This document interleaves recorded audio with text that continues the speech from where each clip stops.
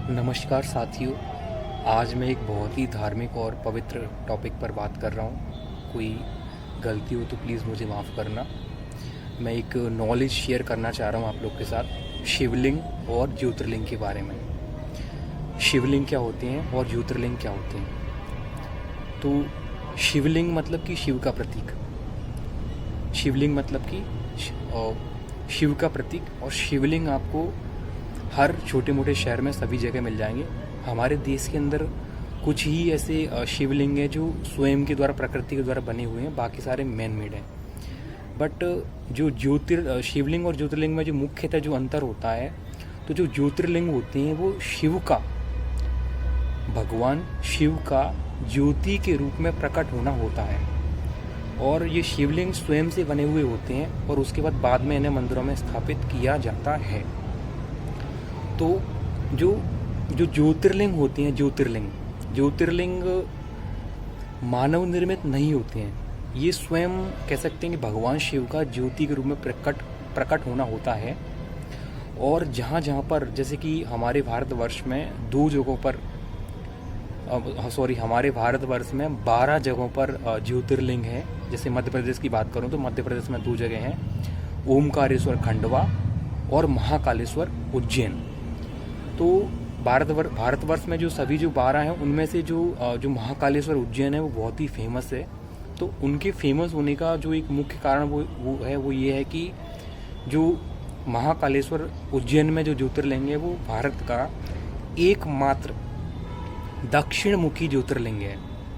और ऐसा कहा जाता है कि जो पृथ्वी का जो केंद्र है वो उज्जैन है, और उज्जैन में भी जो महाकालेश्वर का जो टेम्पल है। तो जो ज्योतिर्लिंग होते हैं उन्हें ऐसा मान सकते हैं कि भगवान साक्षात भगवान शिव का ज्योति के रूप में प्रतीत होना होता है। और किसी अनादि काल में जो 12 जगह भारत की, वहाँ पर शिव जी ने दर्शन दिए हैं, शिव जी प्रकट हुए हैं, इसीलिए वहाँ पर ज्योतिर्लिंग है। ज्योतिर्लिंग स्वयं मानव द्वारा निर्मित नहीं होते, ये भगवान शिव, जहाँ जहाँ भगवान शिव ने दर्शन दिए हैं और वहीं पे ज्योतिर्लिंग बने हुए हैं।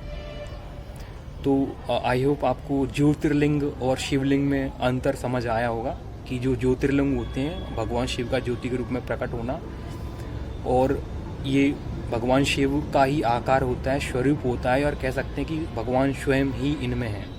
और यहाँ पर जाने से, इनके कह सकते हैं कि दर्शन करने से बहुत सारे लोगों की जो मनोकामनाएं वो पूर्ण होती हैं। शिवलिंग मतलब शिव का प्रतीक, ये मानव द्वारा निर्मित होते हैं और उसके बाद मंदिरों में स्थापित किए होते हैं। और देश में ऐसे शिवलिंग भी हैं जो कह सकते हैं स्वयं प्रकृति से बने हुए हैं और बाद में फिर मंदिर में स्थापित कर दिए गए हैं। तो शिवलिंग और ज्योतिर्लिंग में आपको आई होप अंतर समझ आया होगा। और उज्जैन में जो ज्योतिर्लिंग है वो काफ़ी फेमस है और देश विदेश से काफ़ी लोग वहाँ पर आते हैं विजिट करने के लिए। और उज्जैन में है महाकालेश्वर। तो उज्जैन में महाकालेश्वर के फेमस होने का एक और कारण ये भी है कि वहाँ पर क्षिप्रा नदी के किनारे प्रत्येक 12 वर्ष में कुंभ का मेला भी लगता है। कुंभ जो एक बार 12 साल में एक बार आता है मेला, तो क्षिप्रा नदी के किनारे वहाँ कुंभ का मेला भी लगता है। और उज्जैन को देवनगरी कहा जाता है। वहाँ पे काफ़ी सारे और भी मंदिर बने हुए हैं।